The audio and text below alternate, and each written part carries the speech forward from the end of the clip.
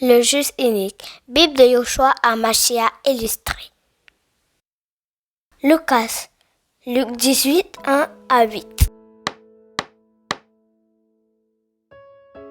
Elle leur disait aussi une parabole pour montrer qu'il faut toujours prier sans jamais se décourager, disant: il y avait dans une ville un juge qui ne craignait pas Elohim et qui ne respectait aucun humain.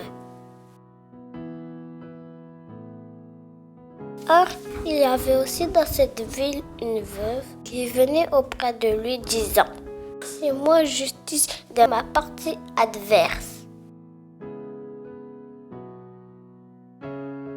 Et pendant un temps, il ne voulut pas.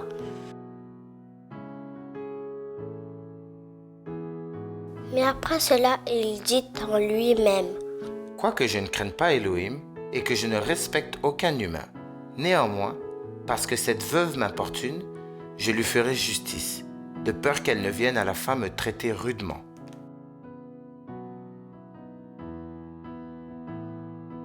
Et le Seigneur dit: écoutez ce que dit le juge injuste. Et Elohim n'exécutera-t-il pas la vengeance de ses élus qui crient à lui jour et nuit, quoiqu'il use de patience envers eux?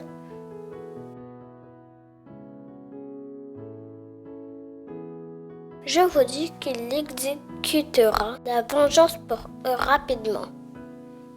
Mais quand le Fils d'humain viendra, trouvera-t-il la foi sur la terre? Sais-tu que la crainte de Yahweh, c'est la haine du mal? Michelet, vers 8:13.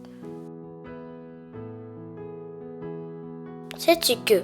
Et lui m'a dit: vous n'affligerez pas la veuve ni l'orphelin.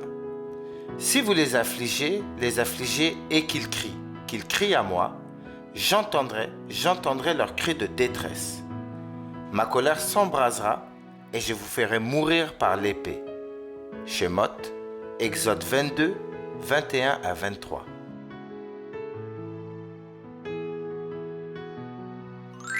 Question 1. De qui le juge n'avait-il aucune crainte?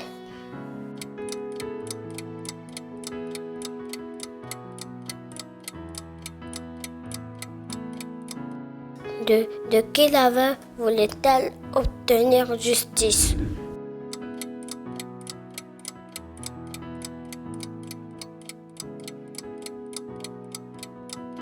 3. Complète la phrase suivante.